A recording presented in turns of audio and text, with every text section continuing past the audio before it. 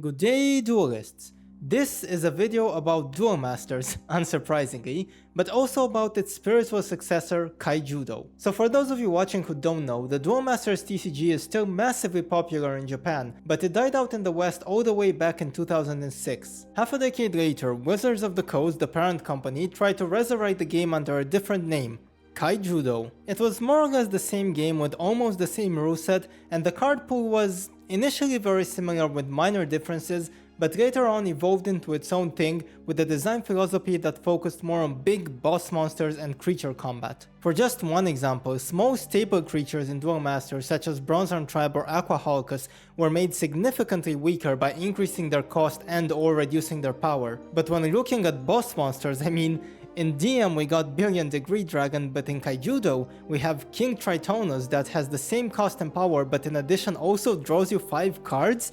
And it has an effect that can stun creatures, what the f. Anyway, in this video we'll be taking what most people would agree were the strongest decks in their respective games, which is Bombazar Blue and Oathsworn Dragons, and pitch them against each other in a best of 3 match to see which deck and game becomes victorious. Let's first have a look at the Duel Masters deck Bombazar Blue, featuring none other than Bombazar Dragon of Destiny. This card is absolutely bonkers. It gives you an extra turn, and by itself across the 2 turns it breaks 4 shields, so it doesn't take much to win after playing it. The goal of the deck is to ramp up to it while applying early pressure with cards like Bronzer's Tribe and Poisonous Mushroom, then do some soul swap shenanigans to bring out your Bombazar, maybe together with other speed attackers like Twin Cannon Skyter or Pyrofighter Magnus to finish your opponent. Next up, before moving on to the Kaijudo deck, I just got this custom-made playmat and I am really happy with the way it turned out, so I just want to take this opportunity to do a small contest. There are many hidden Easter eggs on this playmat, and since it's the holiday season anyway,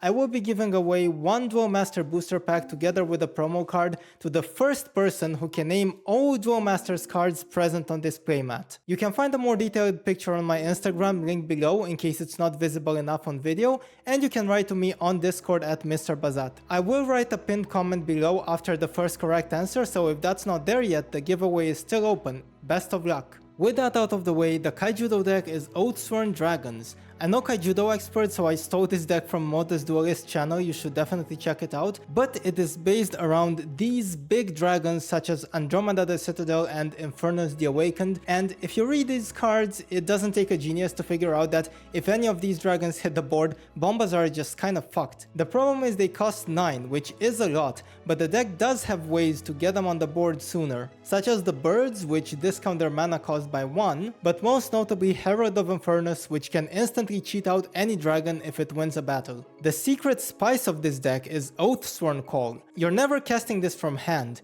but if you have this card in shields, it's absolutely insane. You get a free creature from hand and you give it blocker, which pretty much stops aggressive decks right in their tracks. So the general dynamic of this matchup will be Bombazar trying to end the game fast with explosive turns, and Kaijudo Dragons trying to hold on until they're big boss monsters, hoping they see their shield triggers. Let's get into the duels and see how it goes. And so the match begins, game 1 between these 2 titans of their respective TCGs. On the left hand side we have the Kaijudo deck, Oathsworn Dragons, and on the right hand side we have Bombazar Blue representing Duel Masters. These duels are played out at 1.5 times speed just to make them a little bit easier to watch, and I'm commentating them after the fact just because I think it's more interesting that way. So we have Kaijudo charging up and playing the first creature of the game, Lux, a bird which makes the dragons cost 1 less mana, but interestingly enough it also has 1500 power, and I say interestingly enough because now Bombazar is playing a Poisonous Mushroom which really wants to attack early on and poke shields, but can't really as long as the Lux is on board, because the Lux can just swing back and destroy the Poisonous Mushroom if it ever gets tapped. And we have the second bird coming out in Nyx, so dragons, Oathsworn Dragons getting pretty much the ideal opener with both birds on the board by turn 3. But also Bombazar getting Poisonous Mushroom and then Essence Elf into Energy Stream.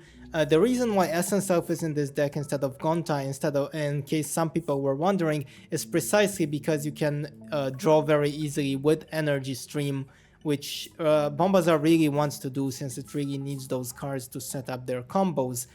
And now we see the second Lux coming on board, so all dragons cost 3 less, which is really scary for the Bombazar deck, especially since they're only playing a Poisonous Mushroom, which is not that threatening. It doesn't seem like they have much to go on.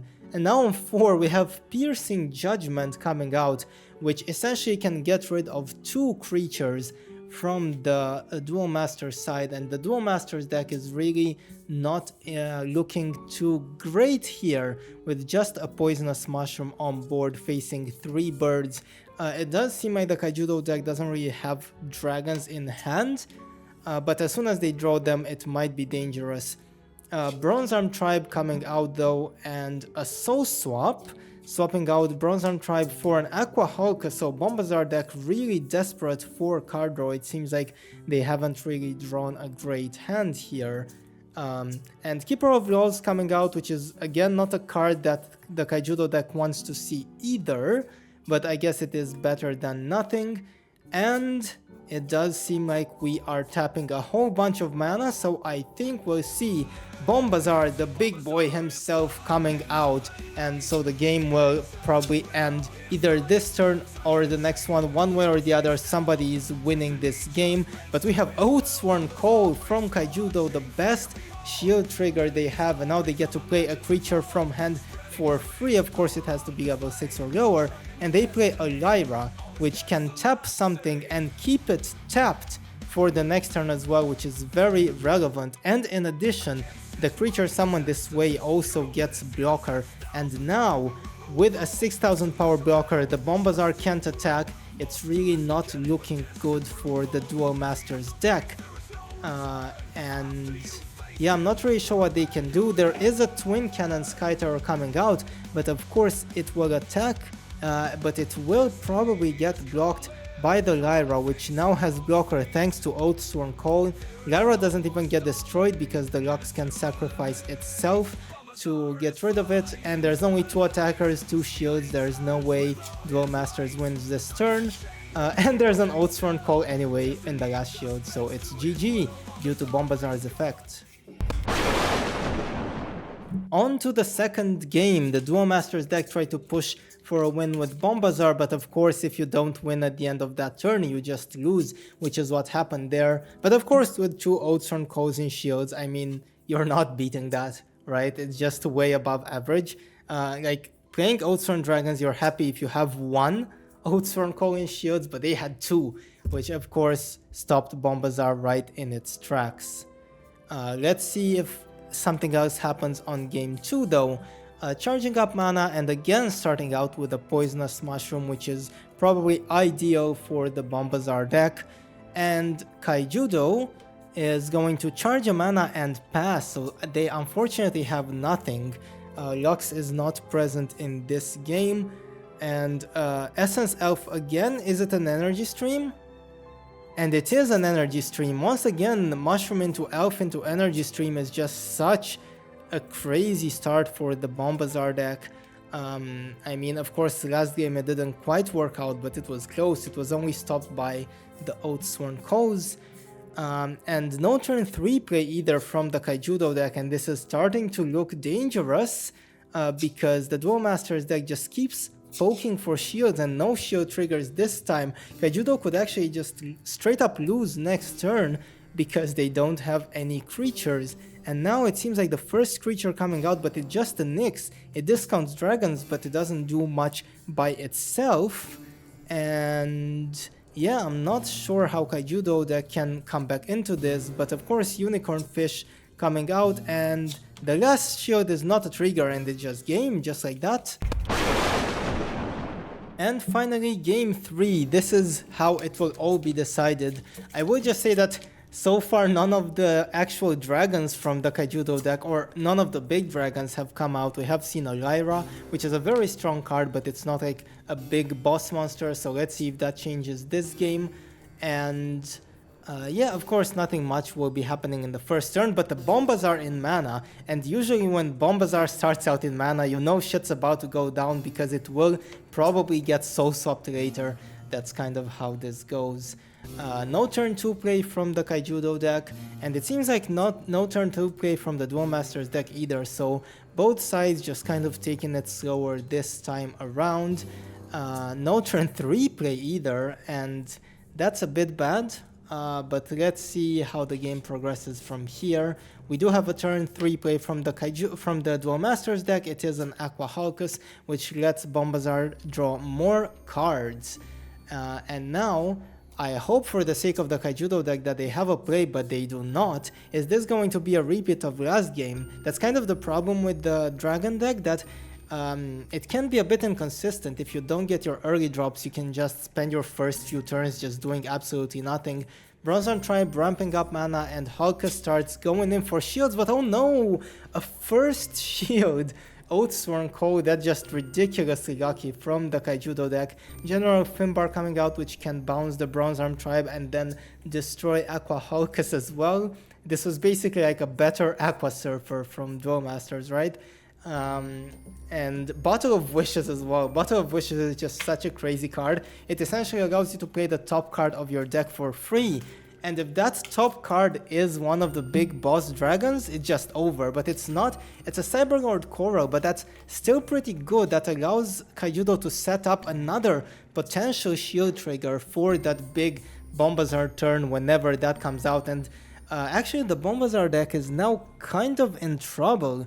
I think they kind of have to go soon, because if the Kaijudo deck gets like one more turn to set up, it could be very dangerous. They could set up like a Herald or something like that, and then just that's it.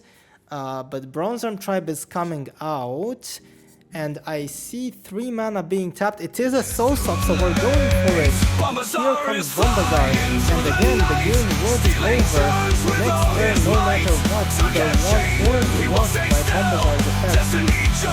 Drawing a card. They do have Luto on board, but now with Power Fighter, it's looking really good. Let's see what that last turn is. Of course, it's another Oathsworn, all set up by Cyberlord Coral, and Herald against Fullness, that's just so dirty. That gets blocker, and I mean Bombazar deck is forced to attack, and yeah, Herald can block, which means it wins a battle, which means the dragon can come out for free, and it's Andromeda, which gives Kaijudo 2 shields, and it's enough to win the game. And that's it! Kaijudo's Oathsworn Dragons just barely manages to squeeze out a win over Duel Masters legendary Bombazar Blue, though to be fair, there were a total of 4 Oathsworn calls fired up in this match, which is way above average. I mean, there's not many aggro decks in any of these 2 card games that can beat this, but at the end of the day, that's the reason why they are in the deck in the first place, so fair is fair. And that concludes today's video. I definitely had a blast making it, and I hope you had just as much fun watching. Until next time, duelists, take care.